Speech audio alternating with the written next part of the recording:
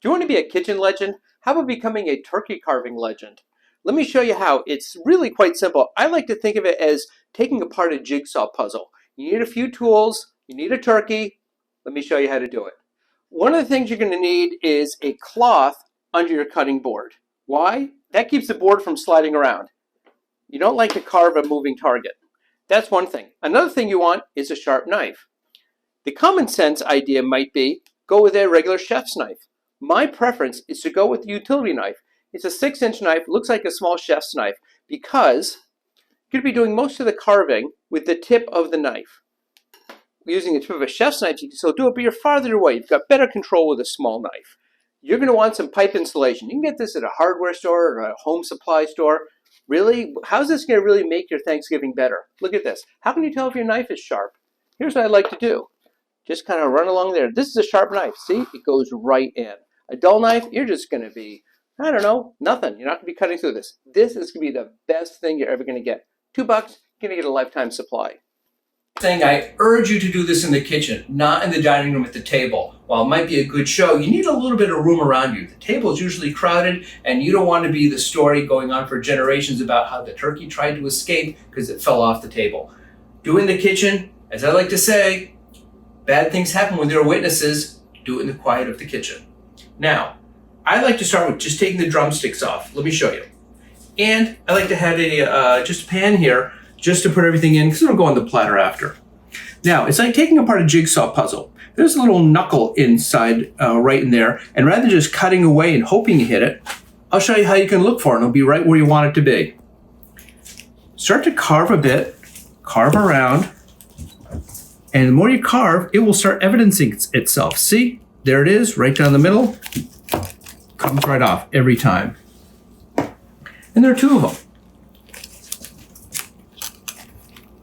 Look at that.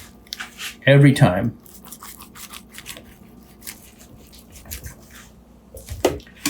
And now the next step. I call this flipping the bird. Next, for flipping the bird, I'm going to turn it over and take off the wings. Same thing. You've got that knuckle in there and that joint. And we're just going to gently carve around, and it's going to pull right out, and you're going to see right where it is. See? Right there. You don't have to worry about cutting through bone. It came right off nice and evenly. And same thing with the other side. See? There it is.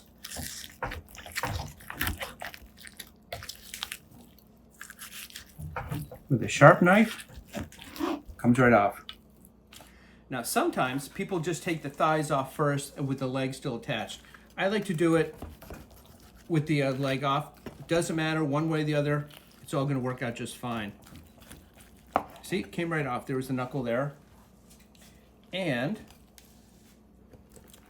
do the same thing again over here. The thigh is very easy to pop off. See, there it is.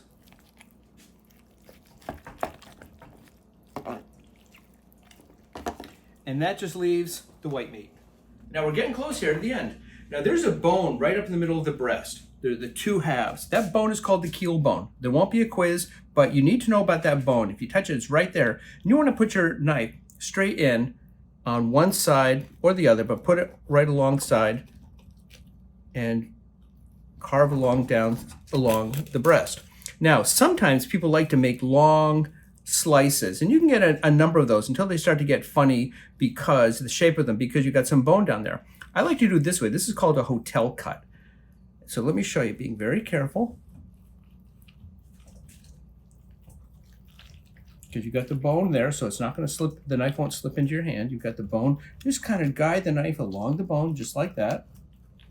And so now, you've made some nice cuts there. I'm now going to remove the rest of the meat. So you just kind of bring the knife gently down along the side of the bone. See, just like that. Take your time. With a sharp knife, you don't have to force it. Just take your time. And see, it comes off in one piece. I'm going to put that over here. And I'm going to do the other side. See, there's that bone right there that I was telling you about. So now, the knife is going to go right along here. Same as I did before. Taking your time. So now I've made that cut, and so now you kind of push it away. And look at that, it comes, go right down like that. I'm going to turn this around. It comes right off like that. So now it's almost ready to go on the platter. So I'm going to put this off to the side. And now just one more step before we're ready to serve.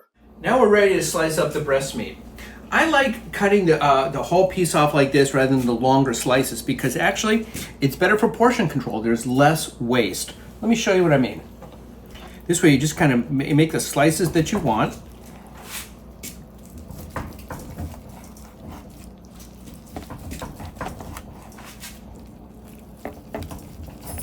Now, if you like, I sometimes like to use a slicing knife. You don't have to use any knife just to cut the meat, just like that. Just like that. Take your time.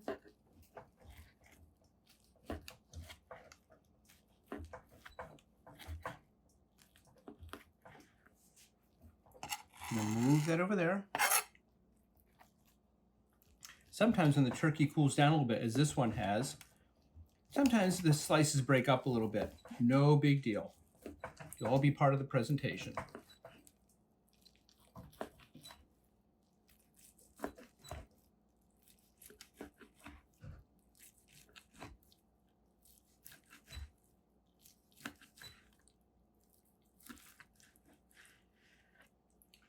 Now we're ready for the platter. So this is a 12-pound turkey. The same rules, the same techniques, same everything apply if you've got a 10-pound turkey, a 20-pound turkey, a 25-pound turkey. Just the size of your platter may vary. So now with your knife, pick up the white meat like that. You put the skin over there. And this one. Do it that way. I'm actually going to turn this one around. I like the curvature of the platter a little bit more. That way you have the nicer on the outside. And taking apart the wings, just do it that way. And then take this part off. That'll break right off. And the same for both wings. There we go. And this will break right off. Again, just kind of rest it there, and rest that there. Perhaps put that one up like that, like that. And you've got the drumsticks. Sometimes people like to have the drumsticks, the meat taken off or not. It's entirely up to you. I like to take the meat off the thighs. People always like the dark meat. And we leave the skin on, leave it off. It's entirely up to you, however you want the presentation to be. See, it just comes right off. And you can even take more meat off the remaining carcass because there'll still be some bits left on there. And you want to make sure also that your platter isn't too big because a turkey, even a 12-pound turkey can get lost in a platter. So I like to go with platters that aren't too big because it looks nice and filled up when you put it on there. And just a little bit more coming off of there.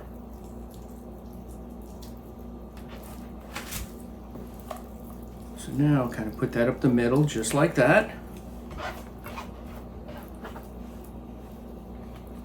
And now an orange. What are we gonna do with an orange? So by now, the platter's ready to go. Do you garnish it, not garnish it?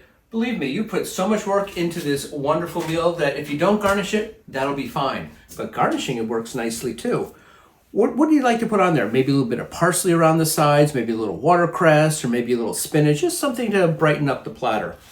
Or how about an orange? And no, I don't think you just want to drop an orange in like that. How about this? The classic simple garnish. Watch this. And just some pinwheel slices. Now you can do as many as you like. The rule for this kind of thing, whatever the garnish is, you want an uneven number. 3, 5, maybe even 1. Let me show you what I'm talking about. I'm going to try with these three. I get 3 little pinwheels here. I like those. And cut halfway into it. So you've got it just like that. Have a pinwheel. Give it a twist. Give it a twist. Give it a twist. You know, how about some more? Why not? I'm going to do these. Give it a twist. And give it a twist. There you go. Your turkey's ready. You're going to be a legend when people see how beautifully your turkey's carved. If you like this video, we'd love it if you were to hit like, and even better, we'd love it if you were to hit subscribe. Oh look, somebody's here for the turkey.